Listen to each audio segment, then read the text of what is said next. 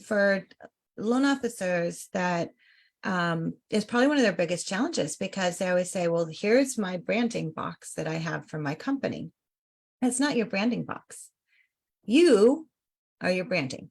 And so I think first and foremost, whatever your name is, I mean, it could be Peter Paul, whatever. That would be a cool name. Could be a cool name. And even if you don't have a cool name, it's like, whatever, it's like, make it a cool name. But I think the most important thing is make sure and include your name. I cannot tell you how many videos I've watched on YouTube where there is no mention of the person's name. Hello and welcome to another episode of Mortgage Influencers, where we bring you professionals who share insight into the latest trends, tips, industry technology, and services to help you be a mortgage influencer in your mortgage business.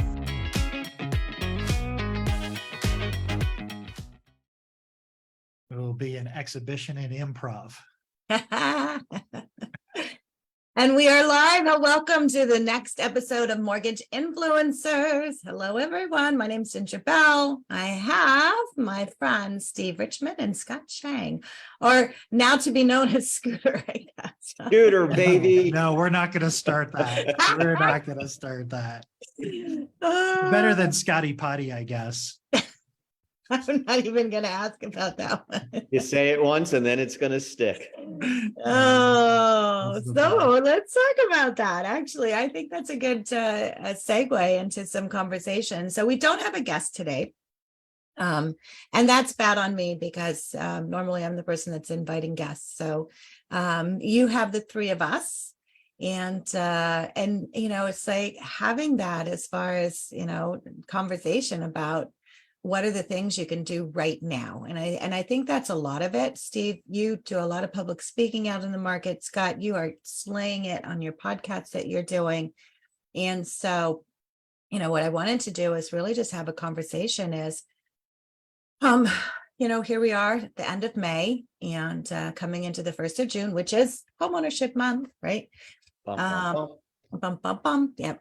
So, what are the things as a loan originator that they should be doing right now in order to stay noticed? And as you said, Steve, once you say it, it sticks. And so what are the things that we can do that stick? Loaded question. Steve, I'll start with you. Oh, okay. I thought you were saying we're going to talk about those things. I didn't. We are going to talk about those things. You've been. Yeah. Well, let's talk about that, right? So I was thinking, as we talked about Scooter and all that, seriously though, how important is that tagline? How important is that little phrase, is that name? Because what I find is, when you get a name like Ginger Bell, you don't need a cool name to stick because it's already there, right? You don't have to become So, I make some jokes about my name here and there, but you really know that there are some people that are out there that, Blake Boss, right? He's taking the world over at Active Comply and everybody's paying attention to the guy, and it's just a cool name. Is it important to have that tagline to make it stick, or is it just like, hey, I can just be Scott and that's all I need? It's like Adele. Right. What do you think? I think that, listen, I think if it's part of your personality that you go by nicknames, because people who carry nicknames, I think a lot of times they embody those nicknames. And if it's descriptive, or if it's genuine, or if it's part of you, because when I think of nicknames, it's kind of fun and it's intimate. Right? You don't usually call people nicknames unless there's some sort of intimacy, or somebody knows you. So I like the idea if it's genuine. I like the idea if it's who you are, and if you carry that on your sleeve. Even having titles like Ginger, what was your what the email that you sent out today with the spotlight video for one of your clients? was it Mortgage Monsters or something like that? Yeah, That Mark. it doesn't have to be scary. Like, Yeah. I think that's really cool. I think that's I think that's interesting, and I think that's cool. And, you know, in some senses, you're playing a part when you take on a name. And I think if that's your personality and if that's your character, I think it's I mean, I think it's a cool thing to do. It definitely makes it easier to remember, you know, even if it's a little silly, you know. I think it makes it's it funny easier to 'cause remember. in my world, when I was working for the MI company, I was that MI guy, right? I mean, that was the moniker that I took because I wanted it about MI, not necessarily about me.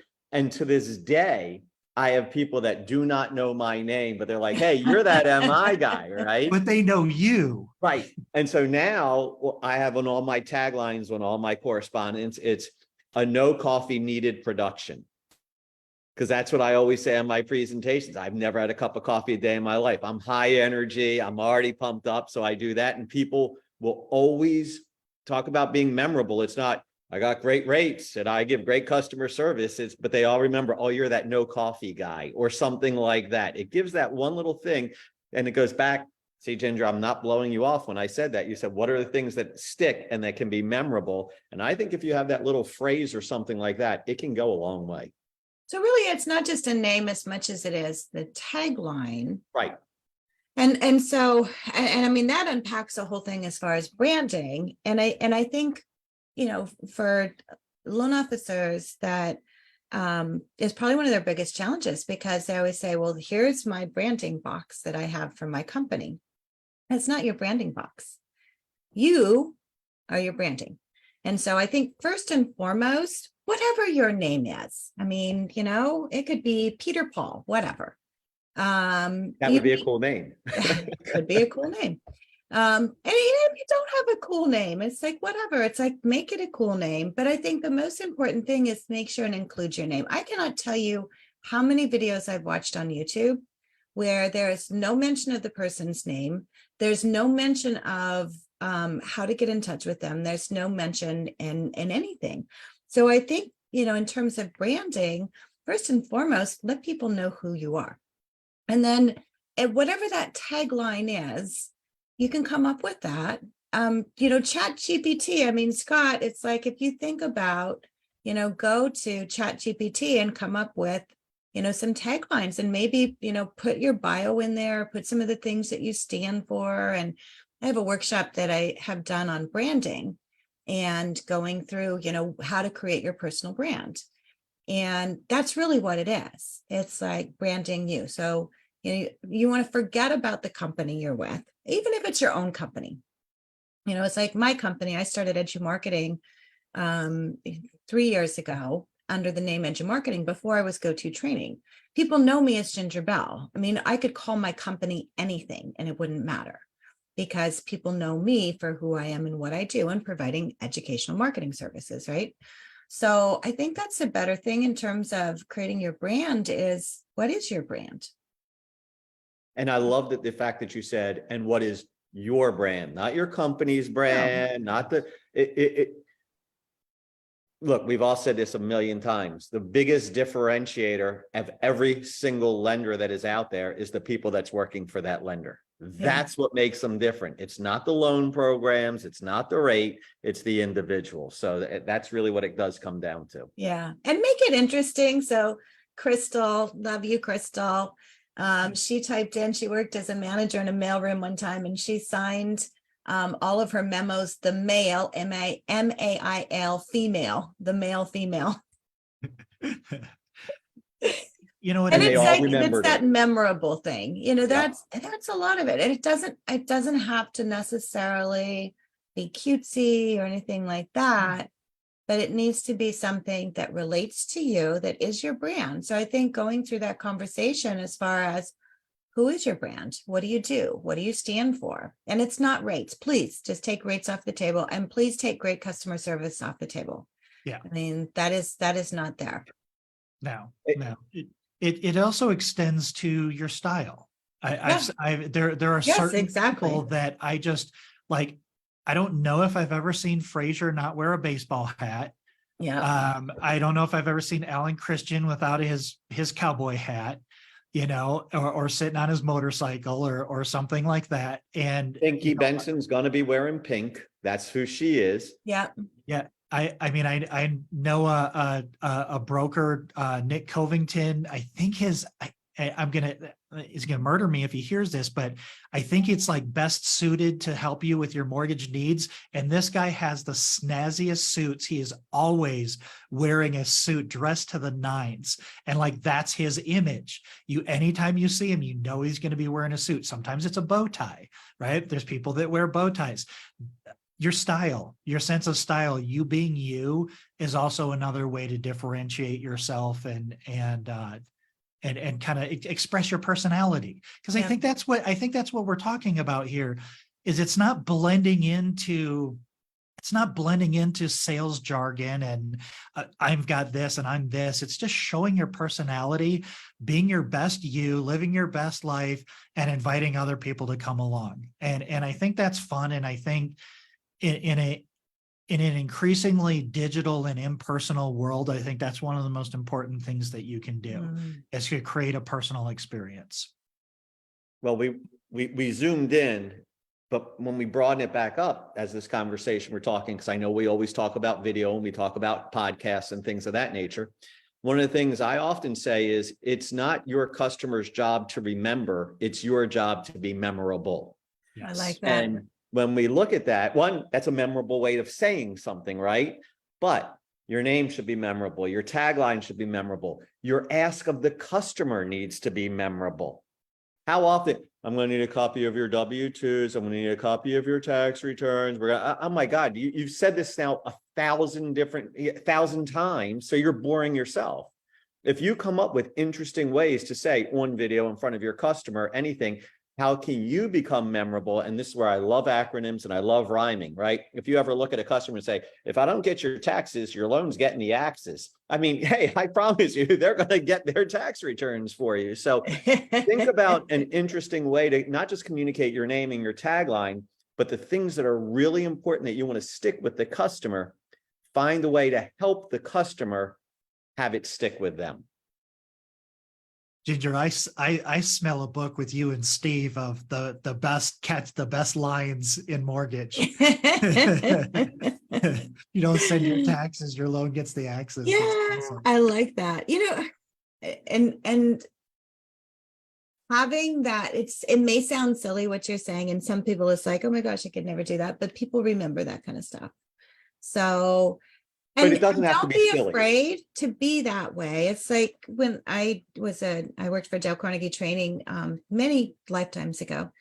And, in the Dale Carnegie course, we would always teach because people would, it's like, be more. And they're like, I can't be that big. And it's like, and you'd videotape them and they'd watch it back. It's like, oh, that wasn't way what I thought it was going to be. And so sometimes what you think is so out there is not so out there. And so having that. And the other thing is think about creating, it's about creating that customer experience. And so being memorable requires you to create that experience and to provide that in a way that you then become memorable. So, begins with you. So your branding. And then what is the experience for them, bringing that in there. And then I think the other thing to do as well, because I think as originators, we don't think about the team in terms of the branding and the experience. And so sometimes I think opening that up to them as well is very important to do, and being okay with that, to let go of that. It's me, I'm the person. It's like, opening it up to having some others. And I just went through that myself in my business. I didn't realize one of my team members loves doing funny videos, and she's been posting them on Instagram, this whole back and forth conversation with herself of just, funny things. I'm like, why did I never know that? It's like, why aren't you doing that for us? And, my other team members are like, yeah, why aren't you doing this for us? And so it's like, you are so finding out not the brand and the experience can be more than just you. It can be your team as well. Speaking of memorable, that was my lesson learned from our podcast last week. When she said, I don't just train the LO, I look at the LOA, I look at the processor, and because all of that is part of the customer experience. That was my big takeaway, is it's not just about you. It is about that team, because not one person does not do it alone. It is a team. Yep, exactly. Yeah, that is the whole key, is to be able to do that. I think that was Katie that did that. Was that Katie? I don't think so. Oh, okay. I thought Katie was 2 weeks ago. No, Okay, Irene was last week. Oh, Irene. Irene did that. Yes, that was Irene, definitely. Yeah. And I mean, talking about that, it's like, bringing the whole team in and training them and making it memorable. Absolutely. Very, very important. Yep. All right, so that was my answer. I answered your question first, Indra. Now I'll be quiet and let the next question go.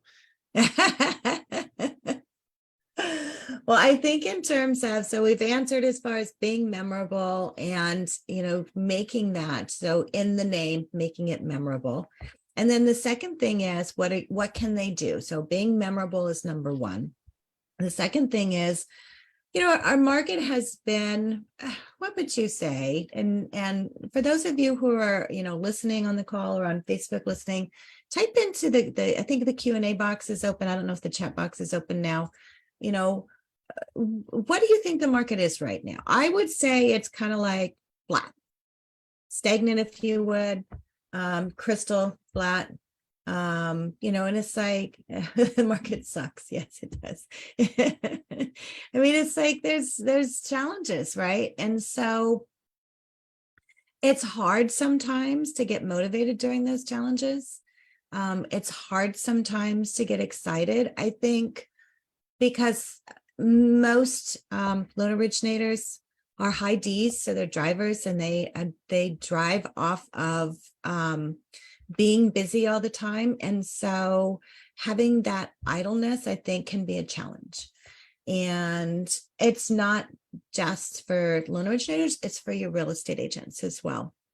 And I actually I saw a quote this morning, and I can't remember who said it, but it's like, the best action you can take in a non-action market is action. Keep yourself busy, keep going. And I think that's the biggest thing. So, looking for different things, not just doing video. It's like June is homeownership month. So I have an entire 30 days of trivia that are downloadable social media graphics. If you go to junehomeownershipmonth.com, you can get them. I'll give them to you for free. There's actually even a Canva link in there, so you can put them in a Canva and brand them. So doing something different, but I think taking those action items is important, because everything you do right now in a non-movement market will create movement when the market starts moving again. Everything you don't do right now in a non-movement market will create the action that you will get then, which is no movement. So you need to keep moving. And I think that's the number one thing. So whether you're doing videos, whether you're doing podcasts, whether you're posting on social, whether you're doing lunch and learns, whether you're doing books, whether you're doing, whatever that is, keep doing it. Keep making those phone calls. I think that's probably the biggest thing in terms of motivation right now for people, which is probably what I think a lot of people are driving for, needing for. And I fall into that too. It's like, and Steve, you're a trainer, you're a speaker, there's times where you need motivation too, and you just you transitioned from, where you were, Perfect timing. to start to start a speaking business, right? But it's like the best time to start too, because now it gives you the opportunity to grow and to refine and to do those kind of things. Well, two things popped in. First off, I go back to the memorable. And I think one of the things that I do as a speaker is I try to be memorable, and I can draw those analogies and those stories. So you were talking about you still have to have action. What's a shark do? A shark eats, but a shark isn't always eating, but a shark is always swimming to the next meal, right? I mean, and that's sort of the action that we want to take is, okay, right now, we're not eating right now, but we're still swimming along to find where that's going to be and planting those seeds and making that happen. So we're all sharks that are going to be out there. And I don't remember what the second one was, but I was thinking about sharks the whole time you were talking oh, I know what it was. I know from me as coaching and speaking, how many times do you say, oh, you need to start doing videos? I'm too busy. Oh, you need to write a book. I'm too busy. Oh, you know what you should do? You should be starting to talk to builders and you should do, oh, I've always wanted to talk to this real estate agent. I'm too busy. Now's the time to do all those things that you were too busy to do yesterday. Start doing those things today. The list is right there for you. You know what you haven't done, but you should have done, but you used an excuse of being too busy. And when you say you're too busy, it always goes back to this. You're never too busy. That just is not a priority for you right now. Right. So you can, whatever it is that you want to get done, you can get it done if you prioritize it. But what you say is, I'm too busy. So you're saying, no, something else is more important. Well, those other important things are not that important today. So now's the time to do those things that you've always wanted to do. Yeah. Well, there's a difference between busy and busy work. So For sure. That's the thing. Yeah, the conversations I've been having is exactly along these lines. This is a prospecting market, because you think that we're having a hard time understanding this market. Consumers are completely confused about what's going on in this market, and you take advantage of something like June homeownership month, and this is a time for building relationships. This is a time for being a thought leader. This is a time for, like Crystal said, reaching out to her real estate agents and seeing if she can help them directly one-on-one with anything. And the people that are too busy looking at the ground, just complaining about the fact that the ground is there, because that's what the situation we're in. The market is what the market is. And it's not interest rates. I'll clue you in on something, because if interest rates drop to 3% tomorrow, there's no inventory. Mhm. So there are all kinds of, there's always going to be something, Right. but this is the time to build your pipeline, because whoever has the biggest pipeline, when something turns, they're the ones that are going to be so busy, they're not going to know what to do. But everybody that complained that there was nothing to do and they weren't out there prospecting. And what does prospecting mean, really? It's just having conversations. We make a living by having conversations about home ownership.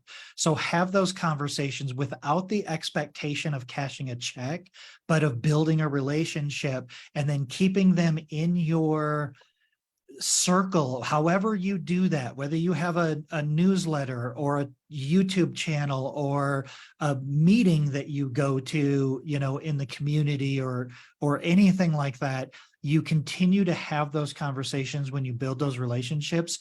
That is the single most important thing you could be doing in your business right now, because you have all the time in the world to try to explain what's going on in the market to anybody and everybody that will listen.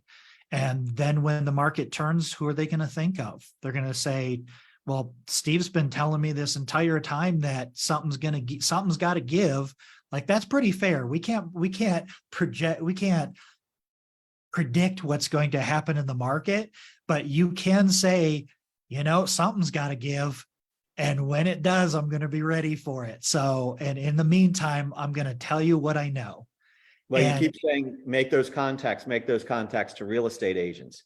I'm a big preacher, because you said there's no inventory out there, or Ginger said there's no, I forgot who said that the inventory is low. Well, I said. You said, I apologize. If you're not talking to builders right now, I think you're just missing a huge opportunity, because every LO on the planet is talking to every real estate agent on the planet. If you're an LO that's now starting to get in good with certain builders, because where's that inventory going to come from? It's got to come from people starting to build more houses. That's where it has to come from. I got a 275 rate. What does that mean? This house is not getting up there for inventory at any time soon. Yeah. So builders and financial planners, because What we keep hearing about is that the divide between the middle classes is getting hurt, the lower class is where the lower class is, and the people who are doing well economically are continuing to do well economically. So why are we not talking to whom? To those financial planners who are in touch with those people. And I mean, start a podcast with your financial planners. You know, if you want to do something to get in touch with them, start a podcast and invite financial planners onto your podcast to talk about what people should be doing right now. I mean, none of us can predict what's going to happen. We don't know what's going to happen with rates. We don't know what's going to happen with the inventory. The only thing that you can predict is what you're doing right now. And then working through those challenges. I want to hit on a couple of questions. Crystal had posted that she's trying to use this time to offer assistance directly one-on-one to her realtor partners. And I know Crystal has set up that she'll go to their office and record a video with them and things like that. But she said it's like pulling teeth. And so this, you know, and I think that's one of the things as far as the challenges, it's like, what are some things that you can do to overcome that? Because here's the thing, they're going through the same challenges that we are on our side. And so, you know, offering assistance, you know, maybe, and Crystal, maybe it's the video, maybe they don't want to do the video, you know, maybe it's doing a workshop to help them, you know, find different ways to, you know, stand out in this business, to keep in touch with their database, you know, have a conversation like, what can I do to help you? I mean, we're in it together. And again, I'm going to beat this horse all during the month of June, but it is homeownership month. And so I think it's a good opportunity to call your real estate agents. You know, if you guys are real estate agents, know you, don't know you, I would just say, hey, you know, Steve, I see your videos a lot. I know you're out speaking. Just want to let you know, huge fan. Love what you're doing. Don't know if you know it or not, but June is homeownership month. And you know what? We're having a lot of challenges on the mortgage side. I know you're having challenges on the real estate side. Can we sit down and have a cup of coffee and kind of just talk about how we're going to get our community to move the needle? So if you take yourself out of the equation, and I equate it to this, and my son is a 3-palm Eagle Scout, and I've always taught him about giving, and they learn it in scouting. It's very big. But I would teach him when he was young, there's 2 ways to give in life. You can give palm up, where you're expecting something in return, or you can give palm down, where you're truly giving. Now is the time to truly give. Now is the time when you take out of the equation, you know, hey, Steve, I want you to send me some business. I would love to send, you know, have you get send me business, but more than that, I would love both of us to get business. So how can we, you know, create a plan? How can we work this? How can we help our community? I mean, think about those kind of conversations you can have in order to, you know, help people in just home ownership in general. That's, I mean, that in my mind is what I see as a win. If you, and because people can tell, nobody wants to be sold. Nobody wants to be sold. And so don't sell, solve. You know, Steve had mentioned talking to builders and, you know, I'm always thinking of crazy stuff. Why not go down to the city planner and the building department and find out if there's permits, find out if there's new subdivisions that are being put in, and then find out who's filing those permits, and then contact those builders and start talking to them. When we talk about prospecting, if you can get in front of a new subdivision that's going to be built in the next year and start talking about it and what kind of houses are going to be built and what price range and what that community is like and what the local businesses are, that's a really good way for you to differentiate yourself. Don't wait till it's already built. Get out there and find out who's trying to build, and maybe have some of those types of conversations. I think all of these is really, really good advice and really good ideas. But in terms of what Crystal said, what I would probably add to that, and I don't want to sound insensitive or mean about that, but if they're not accepting your help, they're not the kind of people you want to work with. Look for young, hungry people We saw this during the mortgage crash. There's a Mhm. lot of loan officers that came into the mortgage industry in 2008, 2009, and it was trial by fire. There are young, hungry professionals out there trying to break into this, and they're looking at all of us old timers and saying, yeah, get your walker out of the way, man. I'm coming through. Like I've got this. And those are the ones that are looking for support, and they're thinking about video and social media. I don't know exactly how you do that other than going to offices, going to the broker in charge and saying, hey, who's your youngest, hungriest real estate agent? And just say, hey, I have these resources. Is there anything I can help to help you grow your business? Anything I can do to help grow your business? Because Right. nobody's going after the newbies. Totally agree with that, but I want to throw back to something else Crystal said. They're a little reluctant right now. Here's what you do. Get your list of 10 real estate agents that you do business with right now that say, I'm just not ready to talk on film right now. Go to their office, stand in front of their office and say, in this office here behind me, this is where Ginger Bell works. This is the lesson that I learned from working with Ginger Bell. Boom. So what you're doing is saying how awesome that agent is, but they taught me something, I like right? it. And what are they going to do? They're going to broadcast that on their own. And next time you go to them and you say, hi, can we have a conversation? No, I don't want to talk to you. You just put them online. They're going to want to talk to you. But then in the bottom, you say, if there's a lesson that you think I need to learn, let me know. Then you have other real estate agents saying, oh, I want you to talk about me. Here's the lesson I want you to talk about. And what have you just done? Boom, boom, boom, boom. Fantastic. I love that. And podcasts are a great way to be able to invite someone on who maybe doesn't want to do video, where you can do a Zoom meeting just like what we do here and ask them questions. So, and I think that they don't know. I find it interesting that real estate agents are uncomfortable doing video and they don't know about AI and podcasts, because I think real estate agents more sales oriented and more marketing oriented than we are on the mortgage side. But I have been, surprised. I'm going to Dallas. As a side note, we're going to close it out. I'm going to be in Dallas actually next week and the following week, and I'm doing a series of workshops for real estate agents, for my clients, talking about just that video. And so one of the things I'm going to make sure and ask is, what's holding you back?